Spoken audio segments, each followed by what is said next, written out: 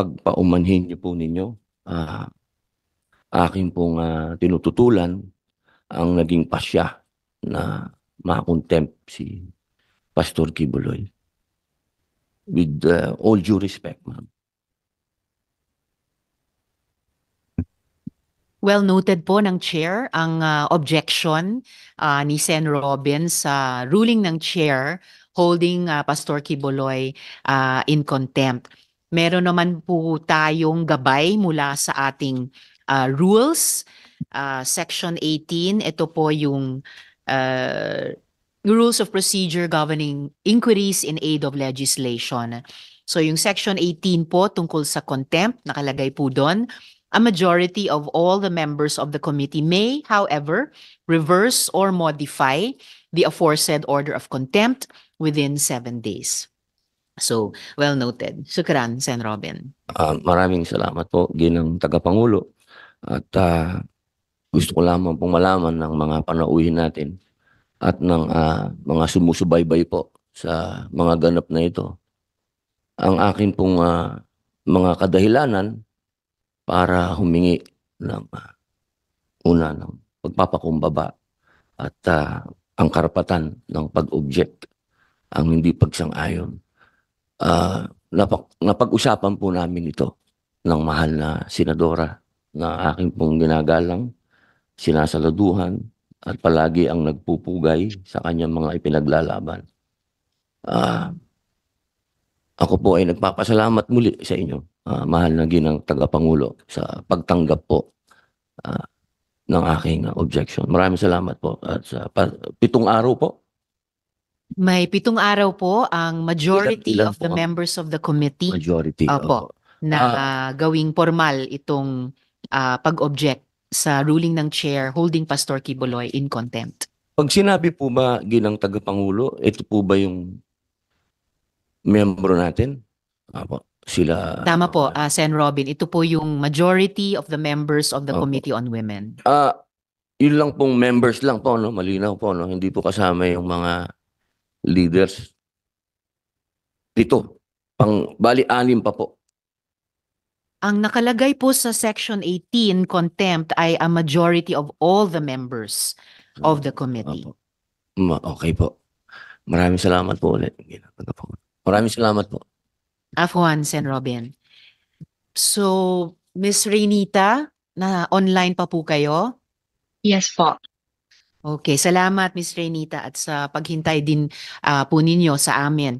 So, pagpatuloy ko lamang po yung mga tanong ko sa inyo batay sa inyong video testimony nung una.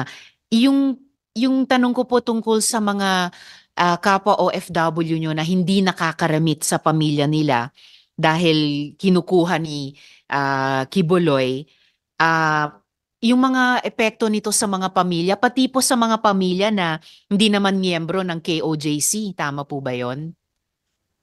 Opo, yun pong pag nag-worker ka po, tapos yung family mo is non-member, it really reflects niya, yung relationship talaga nasisira po. Kasi yung inaasahan na nagtatrabaho dito, na dapat magpadala, yun po, hindi na po nakakapagpadala.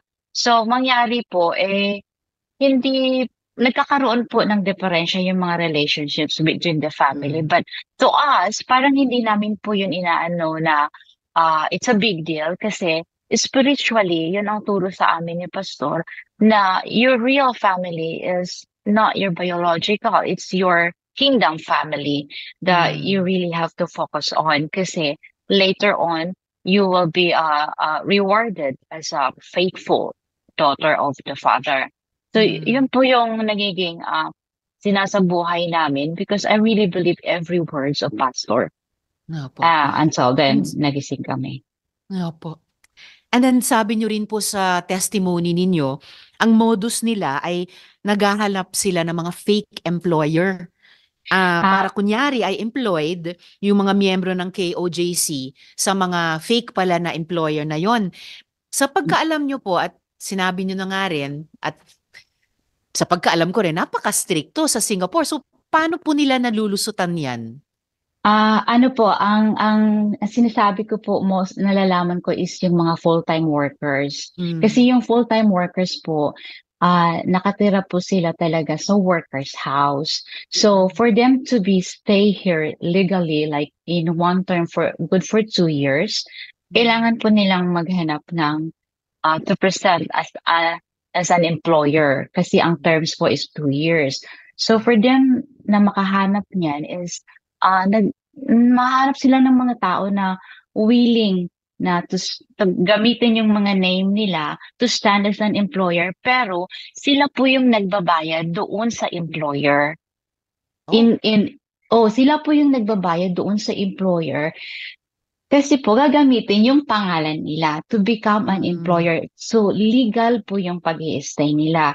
But then hindi po sila nakatira doon sa mga bahay ng employer. Kasi po doon po sila nakatira sa workers' house. Sama-sama po sila doon kasi they have to work every day until nighttime. So nangyayari lang po pag may parang aware sila na may magche-checking, may magre-raid yung mga authority, mga ganyan. They're aware into that. So parang hiwa-hiwalay sila, yung iba pupunta sa ibang member's house para hindi sila mahuhuli na sama-sama sila sa isang bahay, which is illegal. Pero may ilang tao po na nakapangalan doon na legal. Ang alam ko isang tao na kunyari siya yung hired helper doon, siya yung nakatira doon sa bahay na yun. And then yung pong employer niya po na nakapangalan din po is one of the administrator po rin ng kingdom. Ito na yung after na yung nahuli siya sa Hawaii kasi yun talaga ang sistema nila. Collect money from North America, ikarga nila sa jet para dalhin sa Pilipinas na walang fees, walang bawas. Niloloko mo yung mga tao na nangolekta ka para sa bata. Yung pala pang gasolina lang pala sa jet kasi babiyahe mula Luzon, mula Davao papunta sa Maynila. Aatin yata siya kung ano-ano yung atinan niya sa Maynila. Wala daw pang fuel, 60,000, 40,000, 100,000. Basta yung million talaga na ako umalis. Walang explanation kaya napilitan akong umalis.